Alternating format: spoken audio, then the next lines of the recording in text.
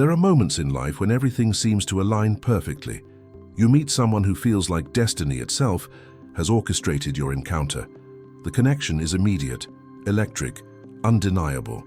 You begin to weave dreams around this person, constructing elaborate futures in your mind, where their presence becomes the foundation of your happiness. You invest your time, your energy, your very soul into making it work. Yet despite all your efforts, despite the depth of your feelings, despite how right it all seems in your heart, something inexplicable begins to happen. Obstacles appear from nowhere. Circumstances shift in ways you cannot control. The person you thought was meant for you starts to drift away, and no amount of holding on seems to change the inevitable unraveling that follows. This is when you must pause and consider a truth that Ibn Arabi, the great Sufi mystic and philosopher, understood with profound clarity. There exists a wisdom beyond our immediate comprehension, a divine orchestration that operates on frequencies our limited human perception cannot always detect. When God does not want you with someone, the universe itself conspires to redirect your path, not as punishment, but as protection. Not to deny you love, but to guide you towards something your soul truly needs, even if your ego cannot yet see it. The pain of this realization cuts deep. We live in a world that teaches us to fight for what we want, to persist against all odds, to never give up on the people we love. We are told that true love conquers all obstacles, that if we just try hard enough, care deeply enough, sacrifice sufficiently, we can make any relationship work. But Ibn Arabi's teachings reveal a different truth, one that requires courage to accept. Sometimes the greatest act of love is not holding on, but letting go. Sometimes the deepest wisdom is recognizing when the divine will is pointing you in a different direction, even when every fiber of your being screams to stay. Consider the nature of divine intervention in human relationships. It rarely announces itself with thunder and lightning, with clear signs written across the sky. Instead, it manifests through a series of seemingly random events, through doors that close despite your attempts to pry them open, through miscommunications that multiply no matter how carefully you choose your words. You find yourself exhausted by the constant struggle to maintain what should flow naturally. You notice how every step forward seems to require monumental effort, how peace eludes you even in moments of togetherness, how an inexplicable heaviness settles in your chest whenever you think about the future with this person. Ibn Arabi taught that every soul has a unique trajectory, a specific path carved by divine wisdom long before we took our first breath. When two paths are meant to intertwine, the universe facilitates their meeting with a grace that feels almost magical. Synchronicities multiply. Obstacles dissolve. Even challenges that arise serve to strengthen the bond rather than weaken it. There is a flow, an ease, a sense of rightness that permeates the connection. But when God does not intend for two souls to walk together beyond a certain point, that flow reverses. What once felt natural becomes forced. What once brought joy begins to drain you. What once seemed like destiny starts to feel like a mistake. The signs often begin subtly. You might notice how your values, once seemingly aligned, now clash in fundamental ways you cannot reconcile. Perhaps their presence, which once energized you, now leaves you feeling depleted and hollow. Maybe you find yourself constantly compromising essential parts of who you are, molding yourself into someone unrecognizable just to maintain the connection. Or you observe how your growth, your aspirations, your very purpose seems to shrink in the shadow of this relationship, as if staying means abandoning the larger calling that echoes in the depths of your being. These are not mere incompatibilities to be worked through with better communication or couples therapy. These are cosmic redirections, divine interventions disguised as relationship problems. Ibn Arabi would recognize them as the gentle hand of the universe, pulling you away from a path that, while temporarily comfortable, would ultimately lead you away from your soul's true destination. The divine does not operate on the timeline of human desire. It sees beyond the immediate gratification, beyond the temporary happiness, into the vast landscape of your soul's evolution across time. But recognizing these signs requires a level of spiritual maturity and self-honesty that many find difficult to access, especially when emotions run deep. We become so attached to our vision of how things should be that we ignore how things actually are. We confuse intensity for connection, familiarity for compatibility, fear of loneliness for genuine love. We tell ourselves that the obstacles are tests to prove our devotion, never considering that they might be warnings to protect our path. We interpret the struggle as evidence that the relationship is worth fighting for, when in truth, the struggle itself is the message we refuse to hear. Think about the relationships in your past that ended, despite your desperate attempts to save them. In retrospect, can you see now how their ending created space for something better, something more aligned with who you truly are? Can you recognize how staying would have kept you trapped in a version of yourself that was smaller, less authentic, less fulfilled than the person you have become? This is the wisdom Ibn Arabi points us toward. The divine knows things about our future that we cannot possibly foresee. It understands the intricate web of cause and effect, the complex tapestry of destiny that weaves through countless lives and possibilities. When God closes a door in your romantic life, it is not arbitrary cruelty, it is purposeful redirection. That person you are clinging to might be wonderful in countless ways, but they are not wonderful for you in the ways that matter for your soul's journey. They might be meant to teach you a specific lesson, to mirror back to you aspects of yourself that need healing, to show you patterns you need to break, but they are not meant to be your destination. They are a chapter, perhaps an important one, but not the whole story. The universe operates with an intelligence that far surpasses our limited human understanding. Ibn Arabi spoke of this intelligence as the breath of the divine manifesting in every aspect of existence.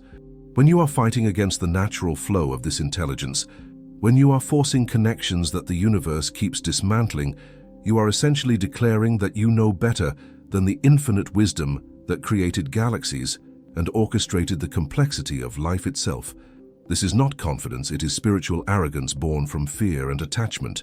Consider the emotional and energetic cost of staying in a relationship that God does not intend for you. Every moment you invest in trying to force something that is not divinely ordained is a moment stolen from the path that actually leads to your fulfillment. Your energy becomes scattered, divided between the reality you are experiencing and the fantasy you are desperately trying to create. This internal conflict manifests as anxiety, depression, a persistent sense that something is fundamentally wrong even when everything appears fine on the surface. You lose yourself piece by piece, making concessions that erode your integrity, accepting treatment that diminishes your worth, all in service of preserving something that was never meant to last. The people who are truly meant for you will not require you to abandon yourself to be with them. The divine does not ask you to choose between love and authenticity, between partnership and purpose. When God wants you with someone, the relationship enhances who you are rather than diminishes it.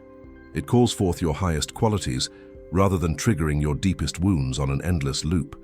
It provides a foundation for growth rather than a ceiling that limits your expansion. You feel more like yourself in their presence, not less. You access parts of your potential that remained dormant before, not suppressed aspects that can never see the light. But here is where the teaching becomes even more profound. Sometimes God does not want you with someone not because they are wrong for you permanently, but because you are both wrong for each other right now. Perhaps you have lessons to learn separately before you can come together in a healthy way. Perhaps there are versions of yourselves that need to die and be reborn before a true union becomes possible. In these cases, the divine separation serves as a crucible for individual transformation. The pain of the ending becomes the catalyst for the growth that needed to happen. Ibn Arabi understood that the soul's journey involves cycles of union and separation, closeness and distance, connection and solitude. Each phase serves a purpose in the larger pattern of spiritual evolution. When we resist the separation phase, when we cling desperately to union beyond its natural time, we disrupt the very process that could lead to genuine fulfillment later. We freeze ourselves in a moment that was meant to be transitional, turning temporary suffering into prolonged agony. The resistance itself becomes the source of our greatest pain. Think about physical pain for a moment. When you resist pain, when you tense against it and fight it, it intensifies. But when you relax into it, when you breathe through it and accept its presence, it often diminishes or transforms into something more manageable. The same principle applies to emotional and spiritual pain.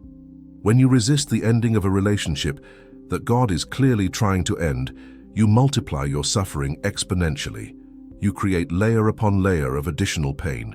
The pain of the loss itself, the pain of fighting against reality, the pain of watching your efforts fail repeatedly, the pain of losing yourself in the process. But when you surrender to the divine will, when you acknowledge that perhaps there is a wisdom greater than your own at work, something shifts. The pain does not disappear immediately, but it changes quality. It becomes clean pain, the natural grief of letting go, rather than the complicated suffering of resistance. This clean pain can be processed and integrated. It can teach you what it came to teach and then release you. It does not trap you in endless cycles of hope and disappointment, attachment and suffering. Surrender in Ibn Arabi's teachings is not passive resignation. It is active trust. It is the courageous choice to align yourself with the flow of divine will even when you cannot see where it leads. It is the recognition that your limited perspective cannot encompass the full scope of what is best for your soul's journey. It is the willingness to believe that the universe is conspiring for your highest good, even when the immediate circumstances feel like punishment or abandonment. This surrender requires you to confront some uncomfortable truths about yourself. Often, we cling to relationships not because they are genuinely good for us, but because they serve psychological needs we have not yet learned to meet in healthier ways. Perhaps you are afraid of being alone, of facing yourself without the distraction of another person's presence. Perhaps you equate your worth with being chosen, being loved, being wanted by someone else. Perhaps you are running from your own purpose, your own calling, and romantic relationships provide a convenient excuse to avoid the work you came here to do.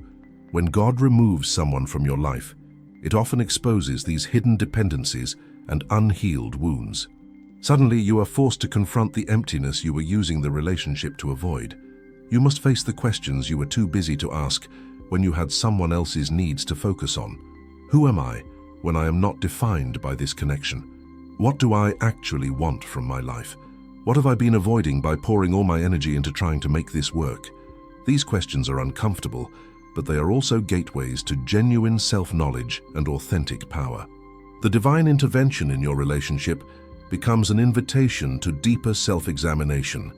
It asks you to look honestly at the patterns you repeat, the types of people you attract, the dynamics you recreate across different partners.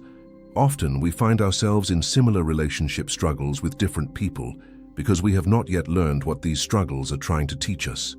The universe will keep presenting versions of the same lesson until we finally integrate it at a soul level. If you do not learn what this current ending is meant to teach you, you will likely find yourself in another relationship that mirrors the same core issues, just wearing a different face. Ibn Arabi taught that every experience, pleasant or painful, is a form of divine communication. The universe is constantly speaking to us through the language of circumstances, through the poetry of our lived experience. But we must learn to listen, to interpret, to understand what is being communicated. When a relationship keeps hitting walls despite your sincere efforts, the message is not try harder. The message is look deeper. There is something here you need to understand about yourself, about love, about the difference between attachment and genuine connection. This understanding requires you to cultivate discernment, a quality that develops through spiritual practice and honest self-reflection. Discernment allows you to distinguish between fear-based resistance and intuitive knowing, between ego attachment and soul recognition, between what feels comfortable and what is truly good for you. Many relationships feel comfortable because they are familiar, because they recreate dynamics from our childhood, because they keep us in patterns we know even when those patterns are dysfunctional. But comfort is not the same as rightness. Sometimes growth requires discomfort. Sometimes the divine pushes us out of comfortable situations precisely because staying comfortable would prevent us from becoming who we are meant to be. Pay attention to how you feel in your body when you are with this person, not the butterflies of attraction or the excitement of novelty, but the deeper, more subtle sensations that speak truth when the mind is busy with fantasy. Do you feel expansive or contracted? Do you breathe deeply and easily? Or do you find yourself holding your breath, tensing your shoulders, clenching your jaw? Does your chest feel open and relaxed? Or is there a persistent tightness, a heaviness that settles over you, even in moments of apparent happiness? Your body knows things your conscious mind refuses to acknowledge. It registers the subtle, energetic truth of a connection before your psychology can rationalize it away. When God wants you with someone, your system relaxes in their presence. Not because there are no challenges, not because everything is always easy, but because there is a fundamental rightness, a deep yes that resonates through your being. Even when you disagree, even when you face difficulties together, there is an underlying sense of safety, of being seen, of being met at a level that transcends words. But when the divine is redirecting you away from someone, your system remains in a state of low-grade stress even during good moments. There is always something slightly off, a persistent unease you cannot quite name, a voice in the deepest part of you that knows this is not your path, even as another part desperately wants it to be. This internal knowing is what Ibn Arabi called the voice of the heart, distinct from both the rational mind and the emotional turmoil of the ego. The heart, in Sufi tradition, is the organ of spiritual perception, the faculty through which we receive divine guidance. But accessing this heart knowing requires us to quiet the louder voices of fear, desire, attachment, and conditioning. It requires stillness, presence, the willingness to sit in uncomfortable uncertainty rather than rushing to resolve it with forced action or premature decisions. Many people miss the messages because they are too afraid of silence, too addicted to noise and distraction. They fill every moment with activity, with communication, with planning and analyzing, never creating the space needed for deeper truth to emerge. They ask for signs from the universe, while simultaneously drowning out the very channels through which those signs would come. If you want to know whether God wants you with someone, you must learn to be still enough to hear the answer, even when that answer is not the one you hope for. The answer will rarely come as a dramatic revelation. More often, it arrives as a quiet certainty that grows over time, a knowing that settles into your bones regardless of what your emotions are doing on the surface. You might still love the person, still want them, still feel grief at the thought of losing them, but beneath all of that, you know this is not your path. You know the universe is trying to move you in a different direction. You know that staying requires ignoring an increasingly loud voice within you that says, this is not it. What happens when you finally stop fighting and surrender to this knowing? Initially, it may feel like death. The grief can be overwhelming, the sense of loss profound. You mourn not just the person, but the future you imagined, the identity you constructed around the relationship, the version of yourself that believed this was your destiny. This mourning is necessary and sacred. It is how the soul releases what no longer serves, creating space for what is yet to come. Do not rush through it or try to bypass it with distractions or premature new connections. Honor the death that is occurring so that a true rebirth becomes possible. But as you move through the grief, if you stay present with it rather than resisting it, something remarkable begins to happen. You start to remember who you are beyond this relationship. Parts of yourself that were dormant or suppressed begin to reawaken. Dreams you had set aside resurface with renewed clarity. Your energy, no longer drained by the constant effort of forcing a connection, becomes available for pursuits and passions that genuinely feed your soul. You realize that you were not losing yourself in the relationship. You had already lost yourself, and the ending is actually the beginning of finding yourself again. This is when the divine wisdom becomes visible in retrospect. You begin to see how the relationship was actually limiting you in ways you could not perceive while you were in it. You recognize patterns of compromise that were slowly eroding your integrity. You understand how your own growth had stalled because you were so focused on making the relationship work. You see the red flags you rationalized away, the intuitive warnings you ignored, the moments when you knew something was wrong but talked yourself out of trusting your knowing. Most significantly, you start to recognize that the universe was not punishing you by ending this relationship. It was protecting you. It was saving you from a path that would have led you further away from your authentic self and your true purpose. It was clearing space for connections that actually align with who you are becoming, not who you used to be. God does not remove people from your life to leave you empty and alone. God removes them to make room for what you truly need, even if you cannot yet see what that is. Ibn Arabi taught that divine love is not sentimental or indulgent. It is fierce and uncompromising in its commitment to our highest good, even when that commitment requires painful stripping away of what we mistakenly believe we need. Think of a gardener pruning a plant. To the untrained eye, the cutting away of branches might seem cruel, destructive. But the gardener knows that this pruning is what allows the plant to grow stronger, healthier, more aligned with its natural form and purpose. The divine operates similarly in our lives, pruning away connections and circumstances that, while temporarily pleasant, would ultimately prevent us from flourishing in the way we are meant to flourish. This perspective requires a radical shift in how you interpret difficult experiences. Instead of seeing the ending as something happening to you, you begin to see it as something happening for you. The relationship did not fail. It fulfilled its purpose. That person did not leave or become unavailable because you were not enough. They stepped back because your paths diverged, and continuing together would have taken you both away from your respective destinies. The obstacles that arose were not random bad luck.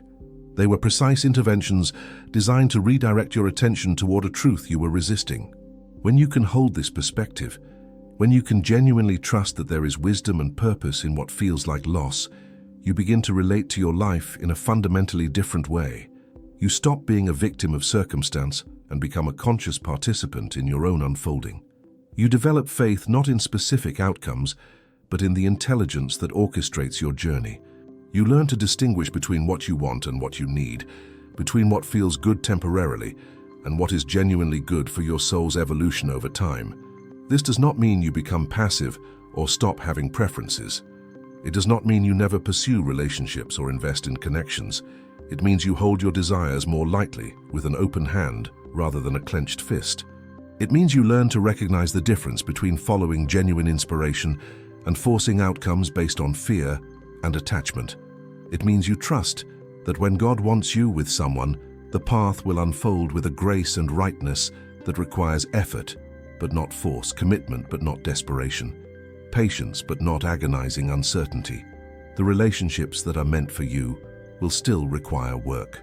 They will still challenge you, still ask you to grow and stretch beyond your comfort zone.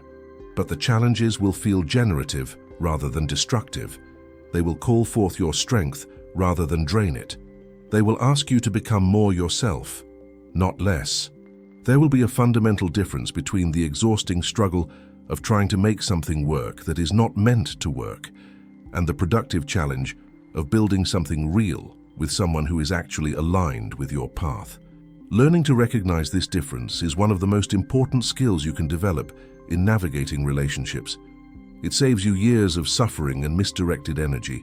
It allows you to invest yourself fully in connections that genuinely serve your growth, while having the wisdom to walk away from those that do not, regardless of how much you might want them to be different than they are.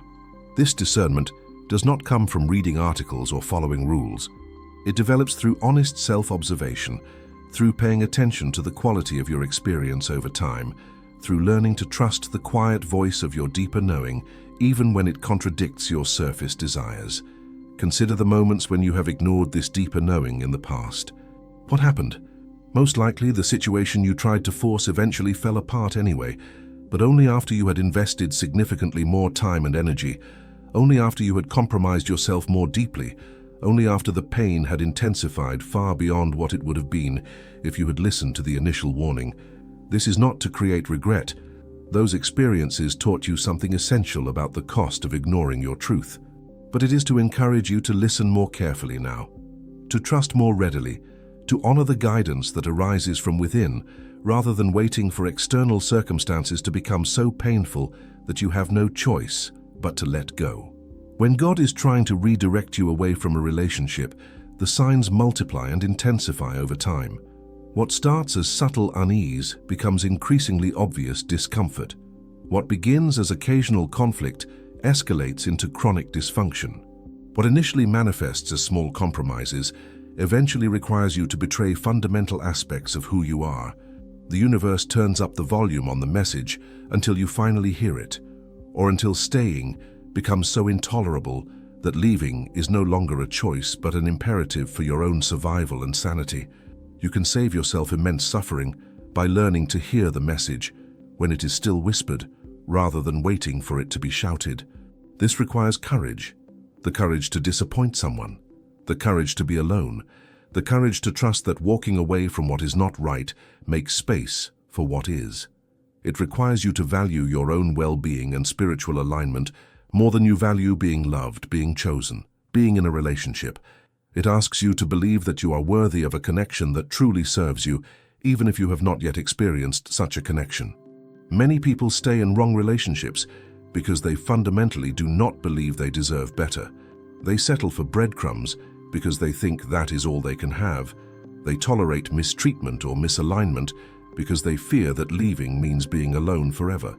But this fear is a lie that keeps you imprisoned in situations that diminish you. The truth is that you cannot receive what is meant for you while your hands are full holding on to what is not meant for you. You cannot walk toward your destiny while you are chained to a past or present that no longer serves your evolution. Ibn Arabi would tell you that your capacity to receive divine blessings, including the blessing of right relationship, depends on your willingness to release what is blocking that reception. If you are clinging desperately to a person or relationship that God is trying to remove from your life, you are essentially blocking your own good. You are saying no to the divine yes that is waiting for you. You are refusing the gift because you are too attached to the familiar suffering to risk the unknown potential that lies beyond it. This is one of the great paradoxes of spiritual life. Often, what we most need to release is what we most desperately want to hold on to. The things we cling to most tightly are usually the things preventing us from accessing our true power and purpose. The relationships we fight hardest to preserve are often the ones keeping us from becoming who we are meant to be. Releasing them feels like death, but it is actually the doorway to new life, to a more authentic expression of yourself, to connections that actually align with your soul rather than contradict it. Imagine for a moment that you trusted completely in divine timing and divine wisdom. Imagine that you genuinely believe the universe is orchestrating events for your highest good, even when you cannot see how. How would you relate to this relationship differently? Would you still be fighting so hard to make it work? Would you still be interpreting every obstacle as a test of your devotion rather than a message about misalignment? Would you still be compromising essential parts of yourself, trying to be what this person needs, rather than honoring who you truly are? When you trust divine wisdom, you can relax into what is, rather than constantly fighting for what you think should be. You can observe the reality of the relationship clearly, instead of overlaying it with fantasy and potential.